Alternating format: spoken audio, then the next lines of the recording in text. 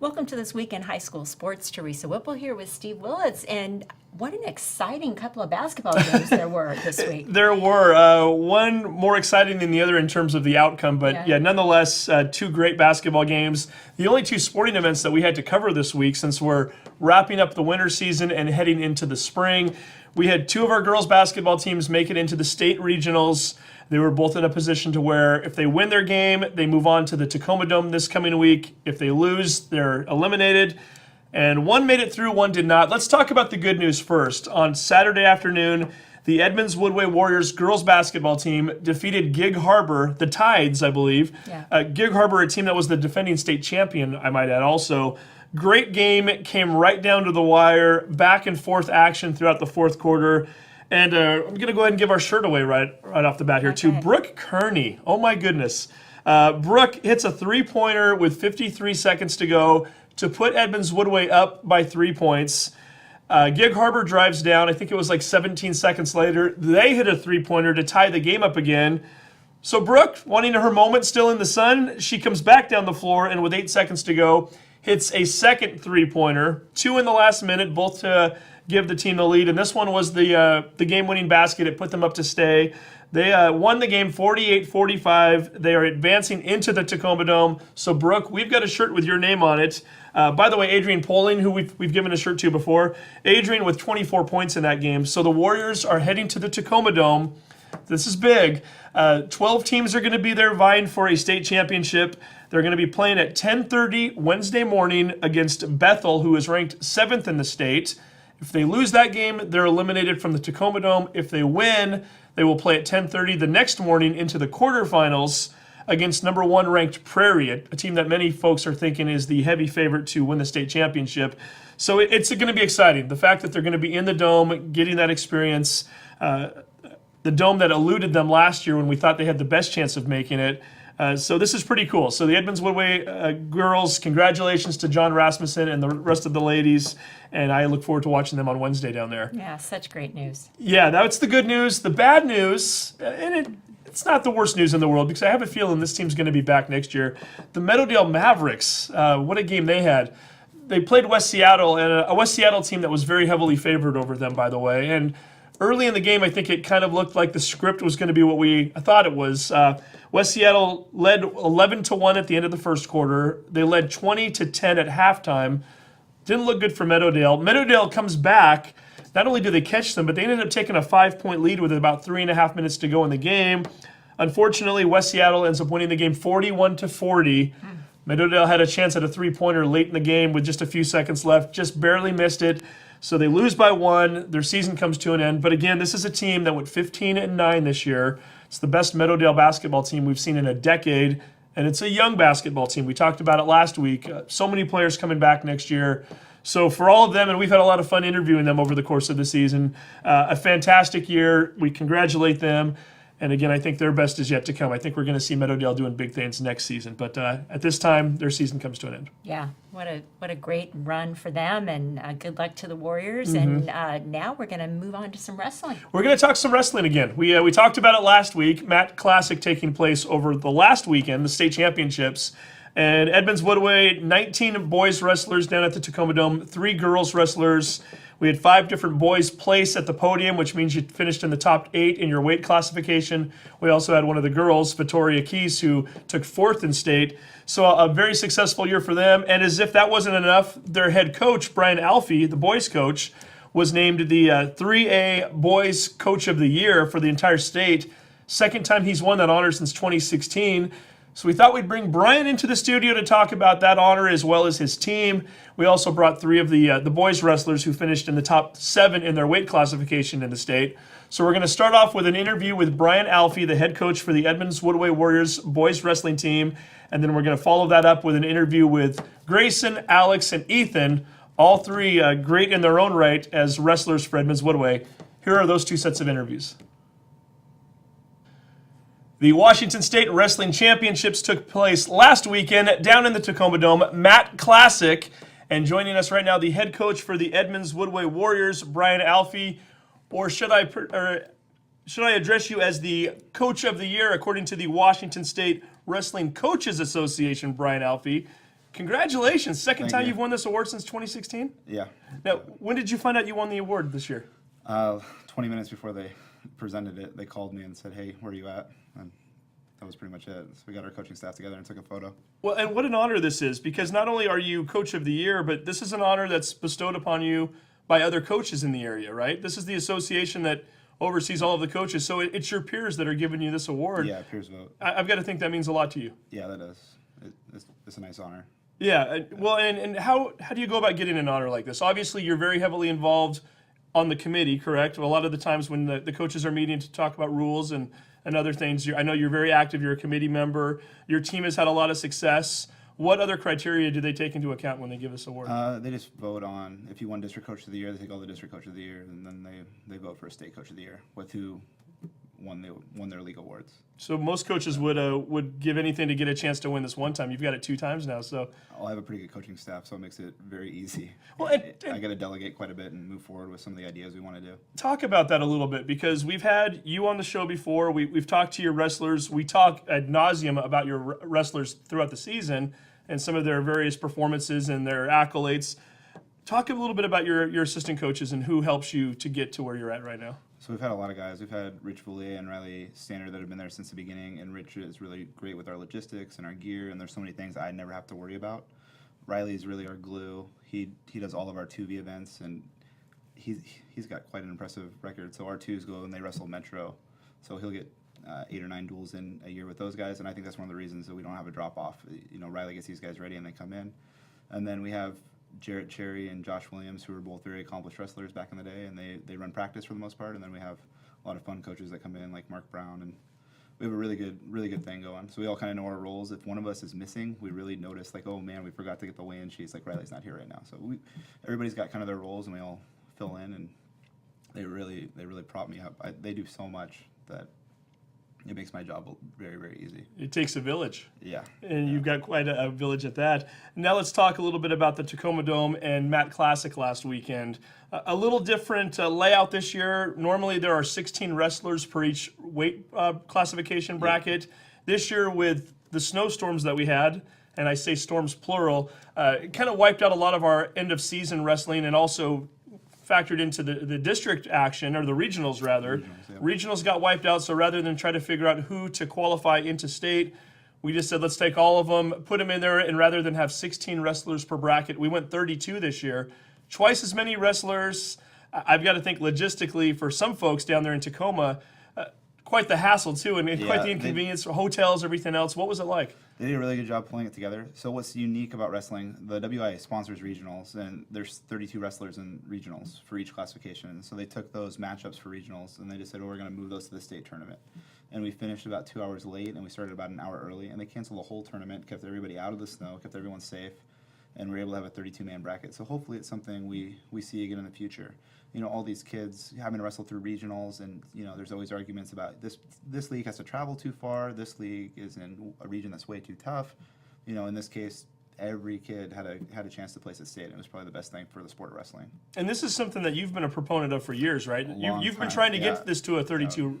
Do you think that we had enough success over the weekend to where perhaps the WIA will start to look at this now and go, you know what, maybe there's some validity to this. Maybe we should do this moving forward? I think there's a lot of positive vibes. I think a lot of people are really excited about it, and what it brought for coaches is there's such a positive feeling living in the Tacoma Dome. You have so many kids that just feel a better connection to the sport of wrestling because they got to participate in the state tournament, might have won a match, might not have got there before. It was a great culminating moment for so many people at the end of the season.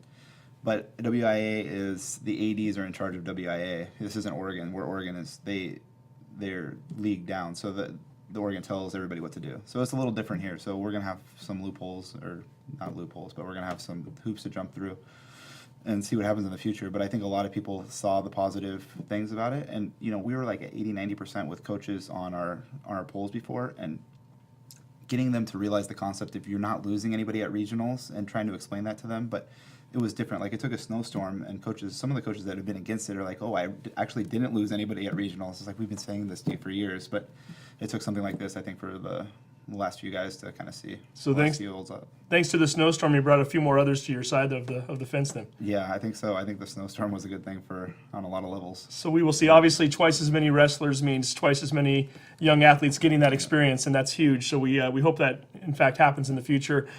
Before we talk about some of the wrestlers individually, I did want to also ask about the new Tacoma Dome.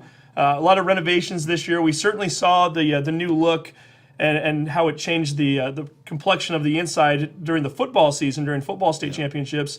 How was it for Mat Classic? Same number of mats on the floor, and does it have the same look to it? Same number of mats. They cut the middle gap from 14 feet to 7 feet, so they try to make sight lines a little bit better, but it's not perfect. It's not set up for high school wrestling or high school football. They run a lot of events in the Tacoma Dome. But they did a good job as WIA staff to make sure. I know that as a group, we used to sit on the lower level, and this year we're just going to go to the 200 because there's perfect sight lines up there. So we made some of those adjustments, and I think people made some adjustments, but it's still the best venue we have for high school wrestling. It's still Mat Classic, and it's still one of the Mat better Classic, sporting events you're going to watch in Washington State every year.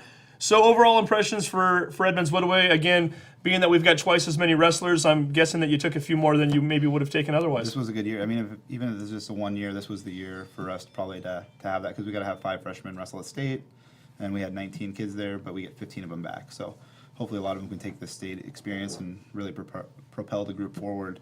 I think we have the second most returning points coming back to this from the state tournament.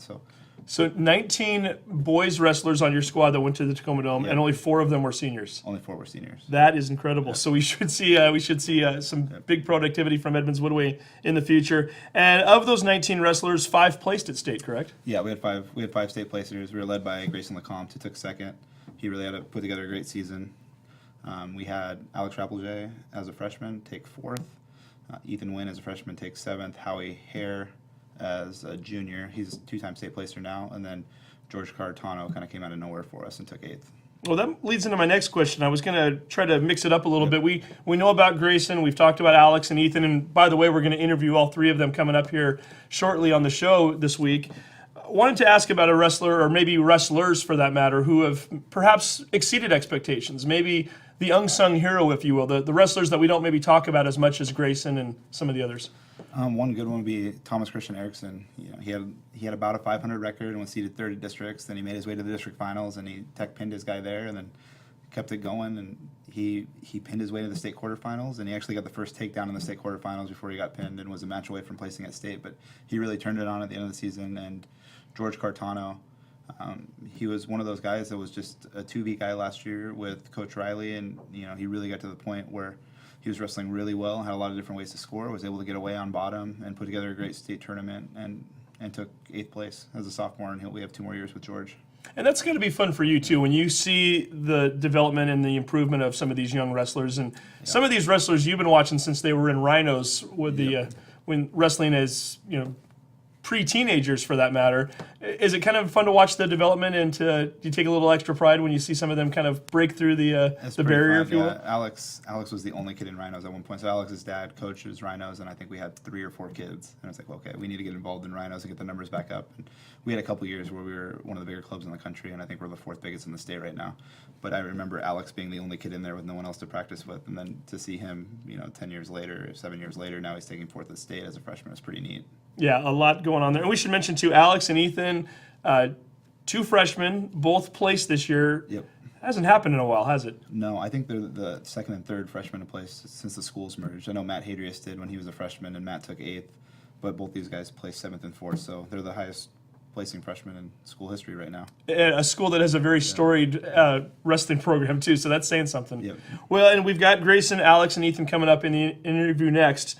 I wanted you to give us a little preview. Don't tell us too much, because I want to try to extract some things out of them personally, but give me 1 or 2 sentences on each one of these guys and tell me what kind of wrestlers they are and what kind of teammates they've been to this wrestling program. Let's start with the senior, Grayson Lecomte, who 2nd place at state this year, 3rd last year, 8th the year before, 3-time placer, and he's had a heck of a career for you. 3-time placer, one of the best wrestlers we've had as far as accolades go in our school history. He had a tough finals match, but wrestled really well, and great leader. We really ask a lot of our seniors. Seniors at the mop. He's the one that has to carry the scale all the time, so he's been a great leader for us all year. Great example, and I think kind of in the off season he set the bar a little higher, and all these guys kind of followed him. Alex and Ethan, they both have kind of their unique styles that are a little different. Ethan's pretty powerful, strong and quick, and Alex is a little bit more methodical and technical. So it's going to be fun to watch those guys develop over the next 3 years too. Yeah, so 3 guys all placing in the top 7 at state in their weight classification, and we're going to hear from them next. Thank you, Brian Alfi. Coming up next, Grayson, Alex, and Ethan from the Edmonds-Woodway Warriors wrestling program. And joining us right now on the set, 3 Edmonds-Woodway Warrior wrestlers who all placed at state last week. We have, starting on the far side, Grayson LeCompte, 126-pound wrestler who took 2nd in state. We should mention that last year he took 3rd and the year before 8th, so a 3-time placer. And then 2 freshmen, the first 2 freshmen in 20 years at Edmonds-Woodway, to find the podium at the state championships. We have Alex Rappelje, who took 4th place in the 120-pound weight classification, and Ethan Wynn, who took 7th place in the 106-pound classification. Guys, congratulations. This is a pretty big deal. And Grayson, I'm going to start with you, and I need to read some of these accolades here. And thanks to Coach Brian Alfi for giving us a lot of these stats. 121 wins in your 4-year career. We already mentioned you placed at state 3 times. You won the Edmonds Invite this year, which was 33 schools. You won the A-Town Throwdown, the Lumberjack Classic, District Championship. There's a lot on here. 7th place down at El Cajon, where there were 65 nationally ranked teams. I've got to think you felt pretty good about your season. Overall, when you look back on everything, when you hear all those accomplishments, what does it mean to you? It was a pretty good feeling to finish that way. Now, you took 3rd at state last year, so I know you had big hopes and lofty ambitions for this year. Now that you've had a week to kind of reflect on it, 2nd place, I know you wanted to be a state champion, but the fact that you got to a state championship and took 2nd, are you feeling pretty good about that? I mean, I know you wanted more, but how do you feel overall when you think back to the Tacoma Dome? Yeah, I'm feeling good about it. I'm pretty satisfied. But And what was the experience like as a whole? You've been there 2 other times, your 3rd time this year. And we should also mention, and we talked to Coach Alfi about it, 32 wrestlers in your bracket this year. Did it change much for you? That's 1 extra match. Did you enjoy that setup even more so? yeah, I did. I liked not having to go to regionals. Kind of took a little bit of pressure off. Felt a lot more relaxed with 32 guys. Go ahead and just wipe that round out entirely and then get down there and do some wrestling. Mm-hmm. And then we've got these 2 guys right here, and Alex in the middle, 42 wins, 10 losses this season. You wrestled up a lot of the season too. You wrestled at 138 and 145, even though you ended up wrestling at 120. I guess I should ask you before I go any further, how difficult is that? We hear about wrestlers every once in a while having to wrestle up. That's a significant raise in weight too there for you. I mean, what was that like for you this year? They're definitely a lot stronger, but like as long as you wrestle how you're supposed to, you can usually pull out the win. In some ways, wrestling up at higher weight classifications, does that make you better for when you do drop back down to 120? Yeah, because you really get used to those bigger guys, and they're really heavy and strong. So when you go back down to 120, it's like a whole different match. They feel pretty light at that point, don't they? Yeah. And we start to look at some of your accolades here. You took 5th at the Edmonds Invite, which is a huge one. You also took 7th down at El Cajon in San Diego. Really nicely done. You were the Lumberjack champion. You won the district championship. You wrestled a wrestler from Bonnie Lake in the quarterfinals at state, who I think pinned everybody else, everybody else except for you, right? You were the one that he beat in points. Do you, as you start to kind of look through the season, do you have a favorite moment or something you maybe enjoyed more than others, or something that maybe stands out for you a little bit? Probably that El Cajon tournament. I was probably going to lose my match to place, but I ended up winning, and then I ended up taking 7th after that. And I've got to think, for a freshman, when you go to a national tournament like that, intimidation factor. I mean, what was your thought going in there? It was pretty scary because it's a very big and good tournament. You know, everyone's good. It makes you better. Yeah. Very good. And now, Ethan, for you, 37 wins, 5 losses on the season, and again, looking at some of these accomplishments, you won championships at the A-Town Throwdown Invitational, the Lumberjack Classic, the Bainbridge Invite. You were the district champ. You took 3rd at the Edmonds Invite. Again, only a freshman. Pretty big year for you. What were your expectations coming in from middle school, knowing that you were coming into this elite wrestling program and you were going to be going up against some of the best in the area? I thought I was gonna do pretty well, but then I also thought I was probably gonna lose to some of them because I've never wrestled some of these higher level people that are like seniors or juniors that wrestled really long. And so I thought I would do like okay against them, but then I also thought like I'd probably get destroyed by them. Some of them placed at state, and that's kind of intimidating since I never really wrestled a person that took that placed at state. Yeah, it's a big jump from middle school, isn't it? Do you? I mean, you just heard all those championships that you've won. You were there. Do you have a favorite moment, or was there a favorite championship out of all those that you kind of relish more than the others? When I wrestled at Arlington tournament, and I had to wrestle a guy named Budney, that was really fun because I knew he took 4th last year, and I was pretty intimidated because I know he was really good, and I ended up winning against him, and I was pretty happy about that.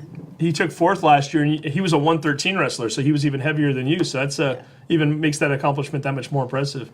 And Alex and Ethan, again, the only 2 freshmen in the last 20 years that have placed in state for Edmonds-Woodway. Did you know that fact before it happened? Did Coach have to tell you about that? I mean, that's a huge accomplishment when you think of all the great wrestlers that have come through here. Alex, were you aware that you were one of the only 2? I know. And you knew that you're 4th. You're the number 1 guy in the school's history since the schools merged Edmonds and Woodway 30 years ago.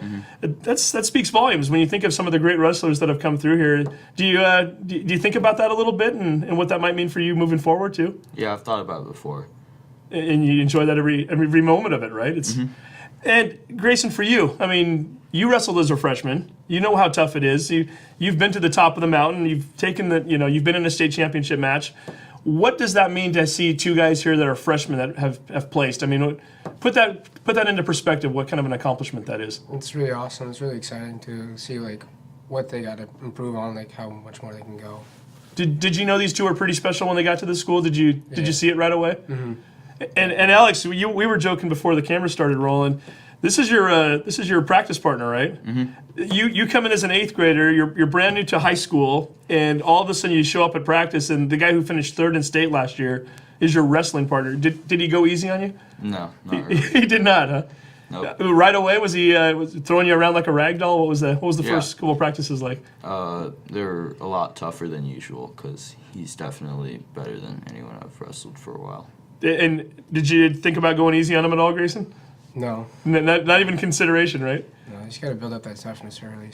So I mean, that's what wrestling's all about, right? You get in there and you kind of make these guys tough through practice. And do you, as a senior, do you kind of consider yourself to be a leader amongst some of these guys, knowing that you have so many young wrestlers this year? Yeah, I had to step up and like take the reins and kind of lead. Is that easy for you? Was that something you were comfortable doing as a junior, or did it kind of take you out of your comfort zone a little bit? No, I'm really quiet. I'm not really a vocal guy, so it was really tough to kind of get over that. Well, and one of the younger wrestlers who you were mentoring at times was your brother Reese. What is it like to wrestle with him? Do you enjoy being part of the same team? Do you give him a lot of tips, and is that kind of the conversation at the dinner table? Yeah, it's good and bad. Like times we get into it about it, like, but other times it's good because it's like I can see like myself and him. Like it's like see how he grows. It's pretty awesome.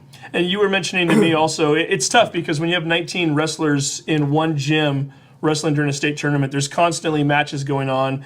You can pretty much look around the dome at any given time, and there's almost an Edmonds-Woodway wrestler out there.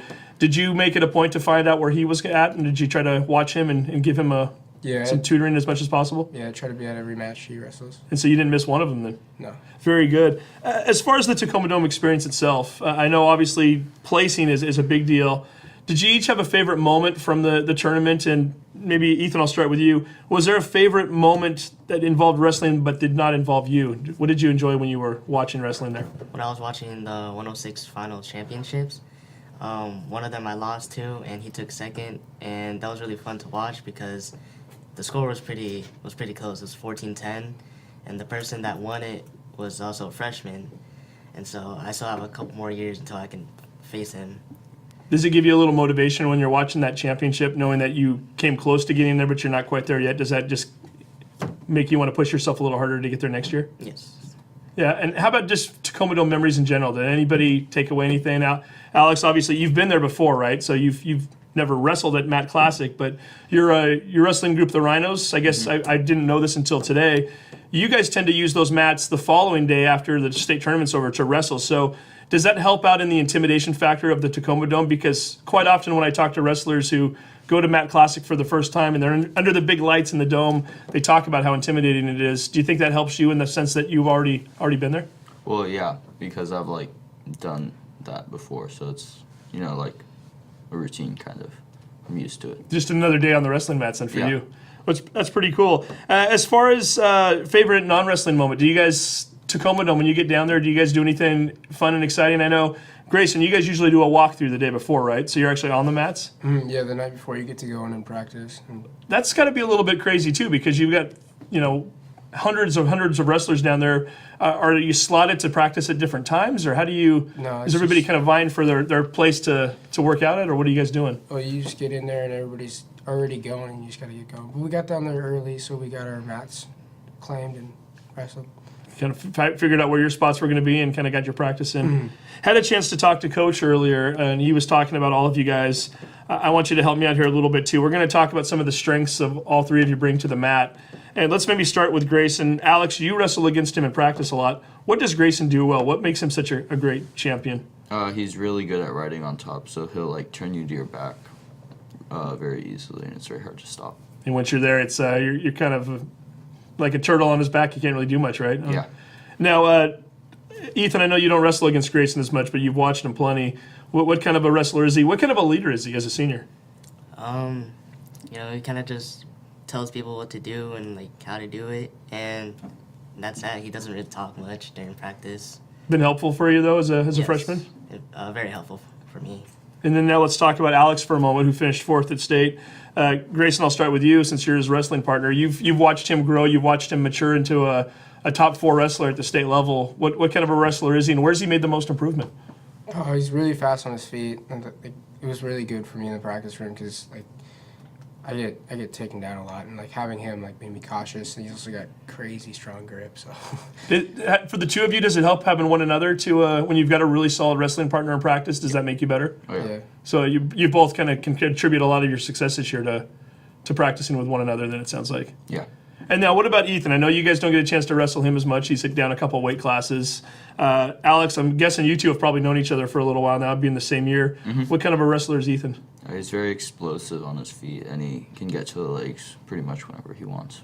Okay, now here's a tougher question for you guys, and I'll start down with Grayson and have you guys work down this way. Grayson, you want to wrestle at the college level, so you're not done yet. What is maybe one thing you want to improve on as a wrestler? I need chain wrestling on my feet, like putting moves together, taking people down more. And so just something is that something that's easily fixable? I mean, is that something you can? No, it takes work and time, build up speed. So we'll be seeing you do a lot of that as over the next few months as you get ready for college. Then, Alex, what about you? Where could you maybe get a little bit better to improve and maybe get that state championship here in the next couple of years? Getting up from bottom and just keep moving while you're down there, so they can't keep a hold of you. And then Ethan, what about you?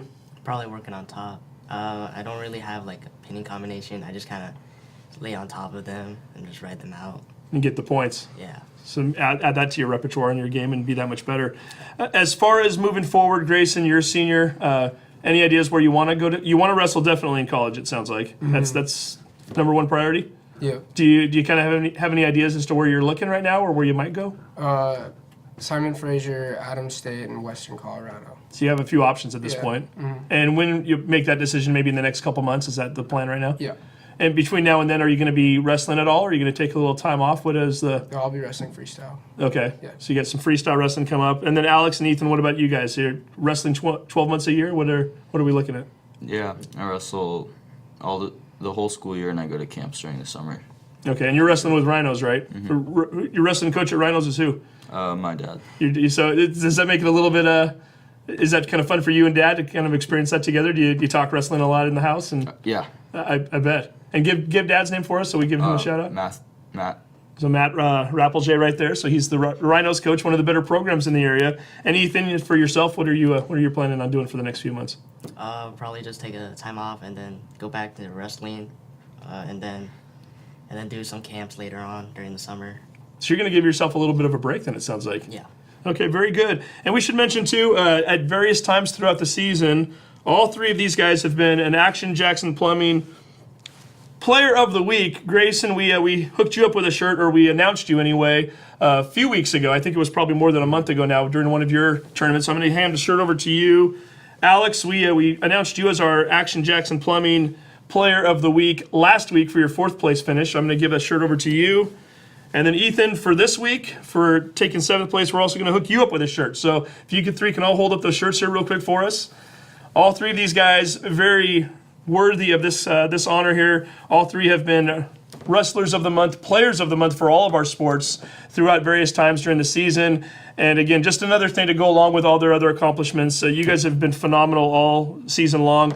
And you guys can go and put those down now. Thank you. Grayson, best of luck to you in the future. And we'll certainly follow you into your college's days and see where you're going. By the way, what are you looking to study? Environmental science. Environmental science, so we'll see how he does there. And then Alex and Ethan, I have a feeling we'll be talking about you guys for a few years to come. So congratulations on your early success and best wishes in terms of getting more of it. So here we have the Edmonds-Woodway wrestling team.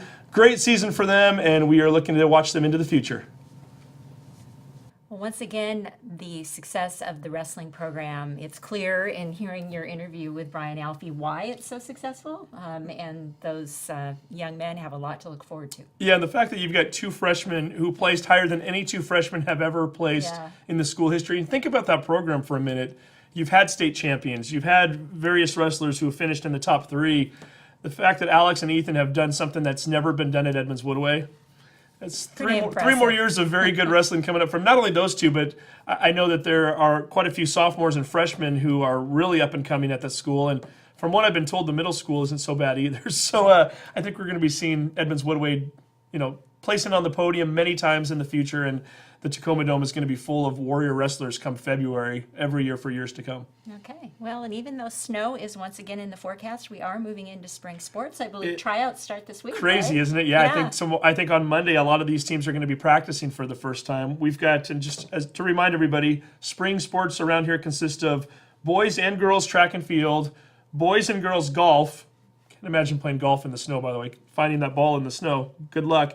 We've got boys baseball, girls softball, boys soccer, girls tennis, and then we'll have boys tennis championships come May from all of those who qualified at regionals back in the fall. So there's a lot going on over the next few months, and we look to be here to cover all of it, and looking forward to some successful seasons for Edmonds-Woodway, Meadowdale, Linwood, and Mount Lake Terrace. Yes, and I can remember as a tennis parent sitting through more than one match in the snow early in the season. Ooh. So, yeah, that was an adventure. We are hoping that's not the case. Yeah. Again, the practices start this week, so Yes. by the time they start to roll into match play, maybe some bluer skies, drier ground, which We'll you'll need hope. for tennis, and Yeah. we'll see where things go. But for the time being, best of luck to all of those athletes who get ready to embark upon their seasons this week. Yeah, and we'll have it all for you, and we will keep our fingers and toes crossed for the Edmonds-Woodway girls basketball team this week. And Yeah, that's go Wednesday. Warriors. Yeah. Bethel against Bethel, 10:30 a.m. Wednesday morning.